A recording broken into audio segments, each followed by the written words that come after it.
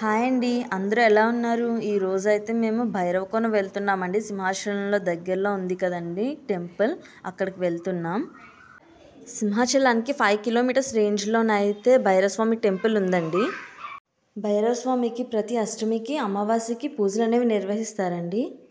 స్వామివారికి అమావాస్య రోజున ప్రత్యేకమైన శక్తులు ఉంటాయండి. అందుకని చెప్పి ఎక్కడెక్కడి నుంచో వచ్చి వేల మంది ఆ స్వామివారి దర్శనం చేసుకుంటున్నారు. స్వామివారు మనం ఏం కోరుకుంటే ఆ కోరికలు తీరుస్తారండి. మన రాష్ట్రం నుంచే కాకుండా మన పక్క రాష్ట్రాల నుంచి కూడా చాలామంది భక్తులు వస్తున్నారు.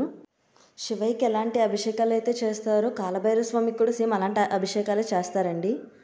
ఇక్కడ మనం అభిషేకాలు చేయొచ్చండి. అక్కడ భైరవమాత, చండీమాత, భైరవ స్వామి విగ్రహం ఉందండి. కాళ్ళసర్ప దోషాలు కానీ, ఏళ్ళనాటి శని కానీ, ఏ గ్రహం వల్ల ఎటువంటి ఇబ్బందులు ఉన్నా స్వామివారికి అభిషేకం అర్చన చేసుకుంటే అన్ని దోషాలు తొలగిపోతాయండి. ప్రతి సంవత్సరం కార్తీక మాసంలో వేల కొలది భక్తులు స్వామివారిని దర్శనం చేసుకునేందుకు వస్తారండి. స్వామివారికి బూడిద గుమ్మడికాయతో దీపం పెట్టి ఏం కోరుకుంటే జరుగుతుందండి. స్వామివారిని దర్శనం చేసుకోవడానికి నడక ప్రయాణంలో మాత్రమే వెళ్ళగలమండి. ఇంతకుముందు వెహికల్స్ అనేవి లోనికి వెళ్ళేవండి, కానీ ఇప్పుడు రోడ్డు పక్కనే ఆపేస్తున్నారు వెహికల్స్. సో బై వాక్ వెళ్ళాల్సి ఉంటుందండి. నియర్లీ 1 కిలోమీటర్ వరకు నడవలసి ఉంటుంది. చాలామంది సింహాచలం అప్పన్న స్వామిని దర్శనం చేసుకున్న తర్వాత భైరవస్వామి గుడికి వచ్చి కూడా స్వామివారిని దర్శనం చేసుకుంటున్నారండి. అమావాస్య రోజు అయితే అస్సలు ఖాళీ ఉండదండి. ఎక్కడెక్కడి నుంచో భక్తులు వస్తున్నారు. అస్సలు చాలా ఫుల్ రష్గా ఉంటుంది. కొబ్బరికాయలు అనేవి బయటే కొట్టేసి ఉంచేయాలండి. లోన్కి అనేది అలౌ చెయ్యరు.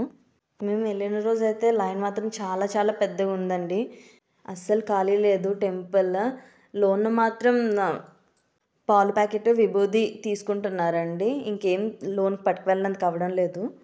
స్వామివారికి పెట్టే దీపాన్ని కూష్మాండ దీపం అంటారండి. గుడి ఆవరణలో మొత్తం కూష్మాండ దీపాలే ఉంటాయండి. మన ఇంట్లో ఎంత నెగిటివ్ ఎనర్జీ ఉన్నా, ఎన్ని ప్రాబ్లమ్స్ ఉన్నా అన్నీ తొలగిపోతాయండి ఈ కూష్మాండ దీపం స్వామివారి ముందు పెట్టడం వల్ల. ఆలయ ప్రాంగణంలో ఇంకా మనకి కనకదుర్గమ్మ తల్లి, శివయ్య, సుబ్రహ్మణ్య స్వామి కూడా దర్శనమిస్తారండి. ఇక్కడ ఉసిరి చెట్టు కింద అమ్మవారు ఉన్నారండి. చాలామంది ముడుపులు కడుతున్నారు. మీరు కూడా వీలు కుదుర్చుకొని వెళ్ళి స్వామివారి దర్శనం చేసుకుంటారు అనుకుంటున్నామండి. Thank you.